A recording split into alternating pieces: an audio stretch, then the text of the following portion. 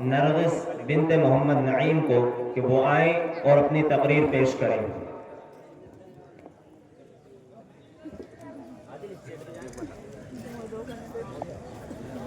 Light بند رہے گی نہیں تب بھی ویڈیو بیٹھی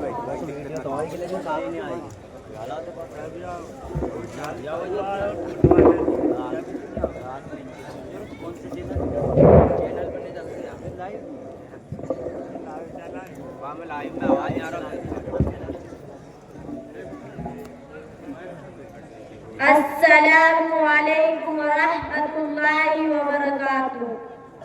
نحمد ونصلی علی رسول کریم، اما بعد۔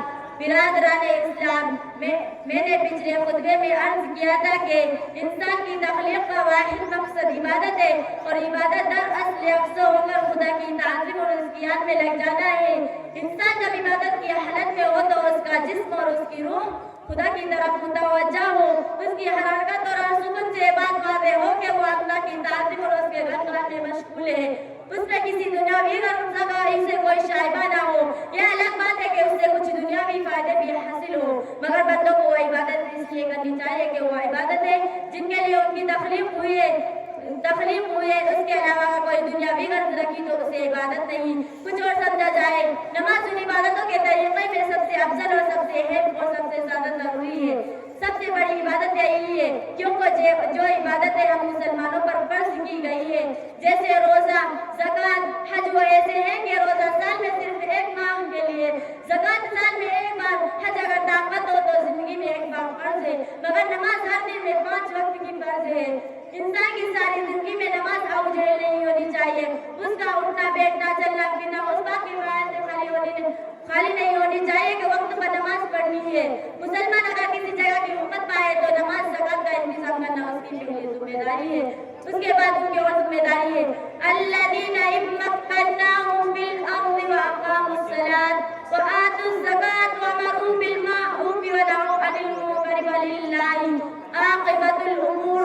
ترجمہ، وہ لوگ کہ اگر زمین میں ہم انہیں حاکم بنائے تو وہ نماز کی پابندی کریں گے اور زکوٰۃ دے اور بھلائی کا حکم دے، سب اور نامعقول سے روکے، سب کا انجام اللہ کے قبضے میں ہے۔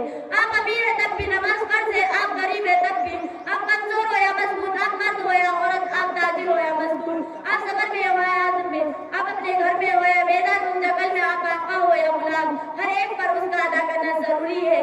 آپ اسلامی امت میں رہتے ہو یا غیر اسلامی امت میں، آپ کو نماز پڑھنے سے روکا جائے تو پھر پڑھو، بہرحال شکل میں اس کا ادا کرنا ضروری ہے۔ یہ ایک ایسی ڈیوٹی ہے کہ جو آپ کے وش والے سے شروع ہوتی ہے اور وش گنوانے کے بعد ہی ختم ہوتی ہے، بلکہ یہ سپاہیوں کی ٹریننگ نہیں کہ جو جب ٹریننگ ہو گئی تو ماں، نہ ایسی ڈیوٹی ہے جو جبر ادا کرنی ضروری ہے، بلکہ اس ڈیوٹی میں جب تک پوری طرح ساتھ نہ دے تو یہ ادا نہیں ہوتی۔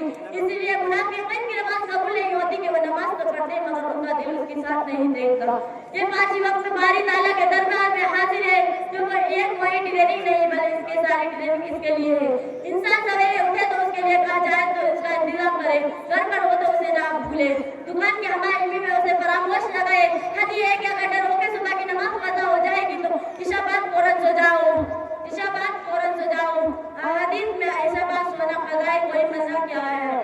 یوں تو انسانی زندگی پوری کی پوری آزمائش ہے، مگر اس میں خاص اہمیت نماز کی نہیں ہے تو وہ انسانی زندگی نہیں ہے۔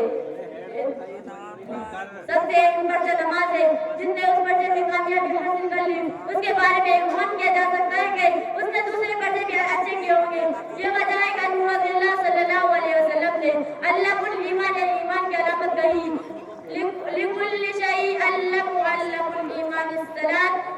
ترجمہ، یعنی ہر چیز کی ایک نشانی ہوتی ہے، ایمان کی نشانی نماز ہے۔ نشانی وہ چیز ہے جس سے کسی چیز کا وجود جانا جاتا ہے، جیسے روشنی پھیلانے کے لیے آسمان پر سرخی جائی جائے، چڑیائیں چہکنے لگے، ہواؤں میں ایک خاص خوشبورج بستا ہے تو سمجھا جاتا ہے کہ آفتاب طلوع ہونے والا ہے۔ اسی طرح نماز ہے کہ جب آدمی خلوص دل سے اللہ تعالیٰ کے روبرو کھڑا ہوتا ہے، اس کی حمد و ثنا کرتا ہے، اس کے سامنے جھکتا ہے، اس کی خدمت کرتا ہے، اس کے ریز ہو جاتا ہے۔ یہ بات اس کو خود سمجھ میں آ جاتی ہے کہ اس کے دل میں ایمان گھر کر چکا ہے، اسی لیے اس کے دل میں ایمان گھر کر چکا ہے۔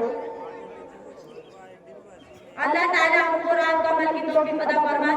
آمین. وآخر دعوانا الحمدللہ رب العالمین.